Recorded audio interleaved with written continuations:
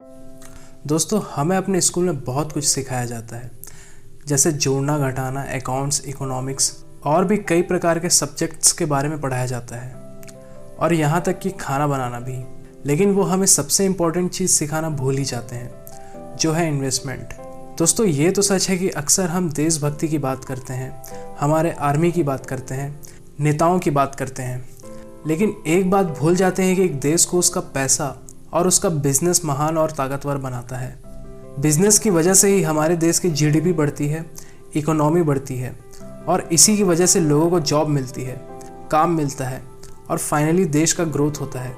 लेकिन क्या आपने कभी ये सोचा है कि एक बिजनेस कैसे ग्रो करता है?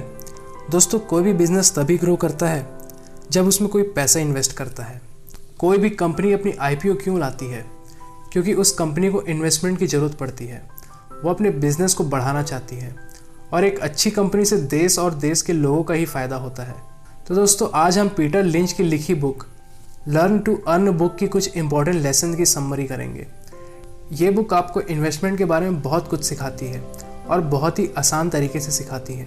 तो ये वीडियो आप आखिर तक ज़रूर देखें, और अगर आप चैनल पर नए हैं तो चैनल को सब्सक्राइब जरूर करें, क्योंकि ऐसे ही मनी रिलेटेड समरी मैं आपके लिए लाता रहूँगा। तो चलिए शुरू करते हैं। Chapter 1, the basics of investing. अक्सर ये देखा गया है कि लोग अपनी ज़िंदगी में काफ़ी लेट इन्वेस्टमेंट करने के बारे में सोचते हैं।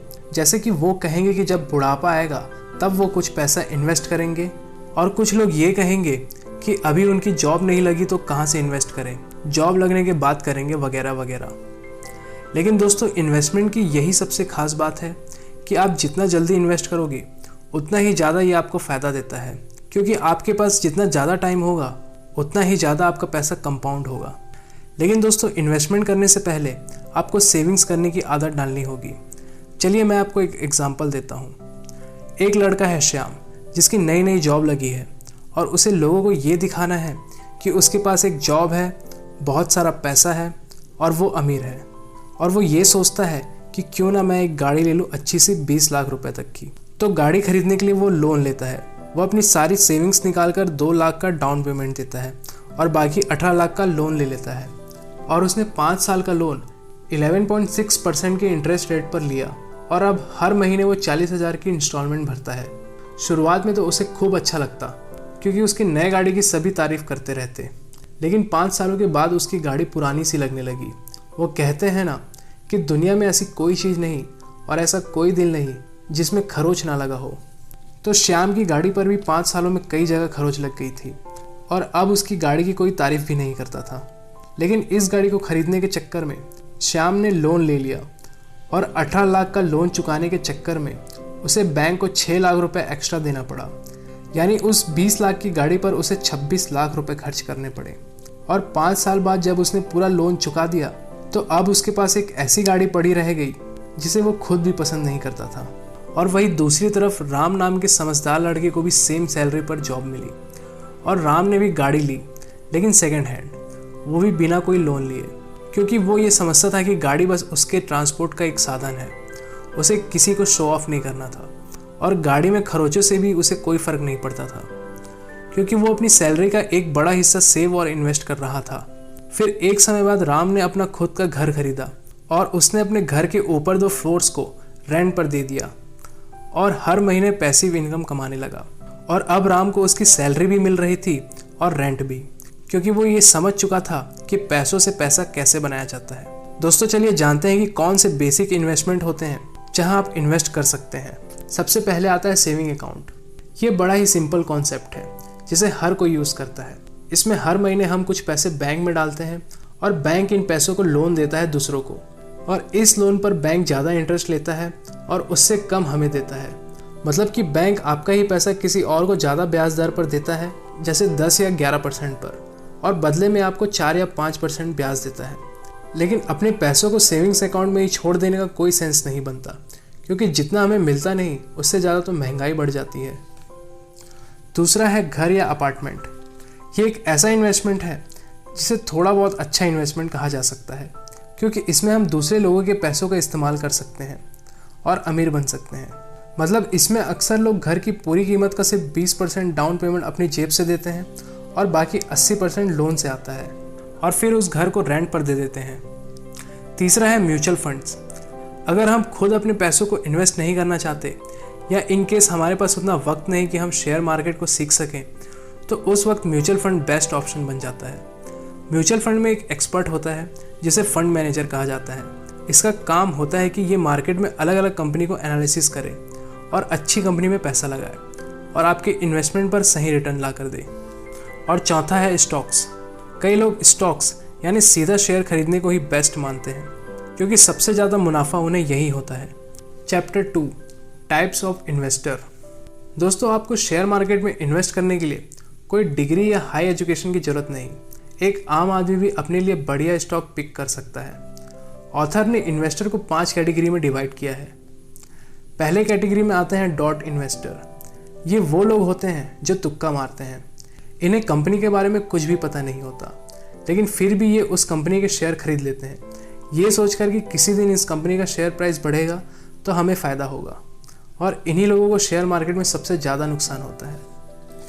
दूसरे कैटेगरी में आते हैं हॉट टिप्स इन्वेस्टर। ये लोग पार्टी में आए हुए मेहमान की तरह होते हैं, मतलब कि लोगों के टिप्स पर अपने दांव खेलने वाले। अगर इन्हें कोई ये कह दिया कि रिलायंस का शेयर ऊपर चढ़ने वाला है तो ये लोग उसे खरीदने में कोई देरी नहीं करते। तीसरे पर है एजुकेटेड इन्वेस्टर। इसमें ये लोग टीवी पर जो एक्सपर्ट बोलते हैं उसी पर विश्वास करते हैं। हालांकि ये लोग पिछले दोनों कैटेगरी से थोड़े ठीक होते हैं, फिर भी इन्हें खुद पर भरोसा नहीं होता और गलत डिसीजन लेने का चांस ज़्यादा होता है।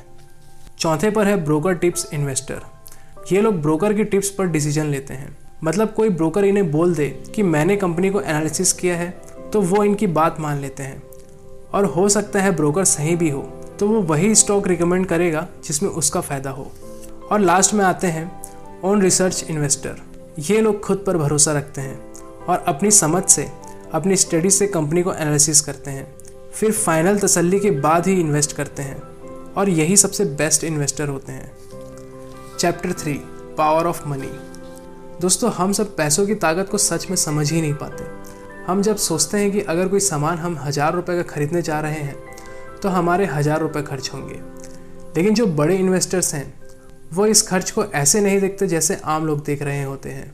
वो ये सोचेंगे कि अगर मैं 1000 रुपये आज खर्च ना करके इन्वेस्ट कर दूं जिसमें मैं सिर्फ 24% सालाना रिटर्न ला पाऊं, तो 20 साल बाद मेरे ये 1000 रुपये करीब 1,10,000 रुपये बन जाएंगे। तो मैं 1000 रुपये का नुकसान नहीं कर रहा, बल्कि 1,10,000 रुपयों का नुकसान कर रहा हूँ।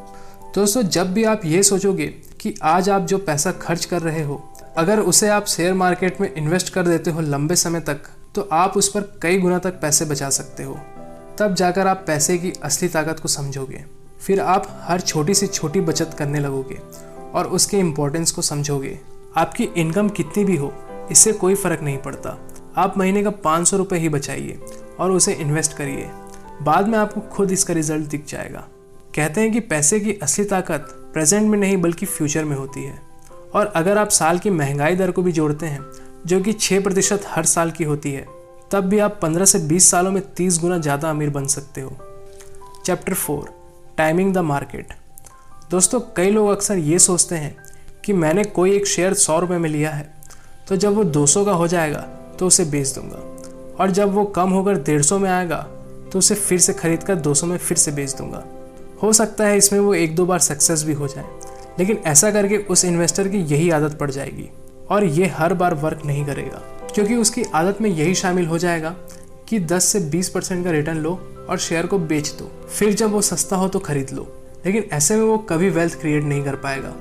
दुनिया का कितना भी बड़ा इन्वेस्टर क्यों ना हो, वो कभी भी मार्केट को टाइम नहीं कर पाया है, क्योंकि इस स्ट्रैटेजी को हमसे भी बड़े बड़े लोग अपना कर देख चुके हैं, लेकिन वो भी कभी सक्सेस नहीं हो पाए। आपको मैं एक एग्जांपल देता हूँ। मान लीजिए आपने कोई शेयर खरीदा 100 रुपये का, और जब वो 200 का हुआ तो आपने उसे बेच दिया और ये सोचा कि जब ये थोड़ा सा नीचे गिरेगा तो इसे मैं फिर से खरीद लूँगा। लेकिन वो शेयर 200 से नीचे ना आकर वहीं से 1000-1500 का हो गया, तो फिर आपने डबल के चक्कर में 10 गुना कमाने का मौका गंवा दिया, वो भी सिर्फ इस लालच में कि जब 10-20 रुपये नीचे आएगा तो उसे मैं फिर से खरीद लूँगा। दोस्तों, इसलिए मार्केट को टाइम मत करिए।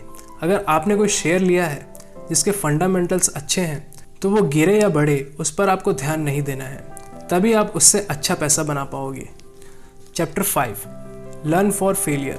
दोस्तों एक नॉर्मल इन्वेस्टर बड़े बड़े सपने लेकर बाजार में आता है, बहुत सारी उम्मीदें उसे रहती हैं और वो ये सोचता है कि वो हमेशा सही स्टॉक्स ही खरीदे और हमेशा ऊपर बढ़ता जाए। और ऐसे में वो हमेशा सही शेयर ढूंढने के चक्कर में कई लोगों से सलाह लेना चालू कर देता है, लेकिन ऐसा कर पाना बहुत मुश्किल है। दोस्तों अगर आप शेयर बाजार में आए हो तो मानकर चलिए आपको नुकसान तो होगा ही। आपके लिए 10 में से 10 स्टॉक्स अच्छा परफॉर्म नहीं कर सकते और इस मार्केट में ऐसा कोई नहीं जिसे लॉस ना हुआ हो।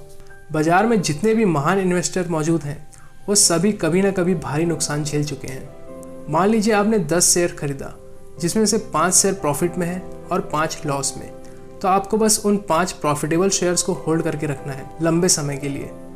और अगर वो 10 गुना भी होता है तो आपके लॉस वाले शेयर्स की भी भरपाई आराम से कर देगा।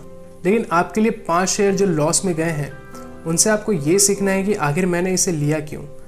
क्या ये सस्ता मिल रहा था इसलिए, या फिर क्या इसके फंडामेंटल्स स्ट्रॉन्ग थे इसलिए, या फिर इसके मैनेजमेंट पर आपको ज़्यादा भरोसा था इसलिए।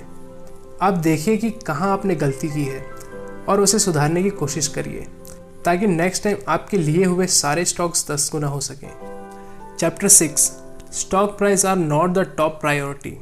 मान लीजिए आपसे कोई ये कहे कि एक 10,000 का मोबाइल है, आप लेंगे या नहीं। तब आप ये कहेंगे कि इस मोबाइल की स्पेसिफिकेशन बताइए, तब सोचूंगा कि ये लेना सही है या नहीं।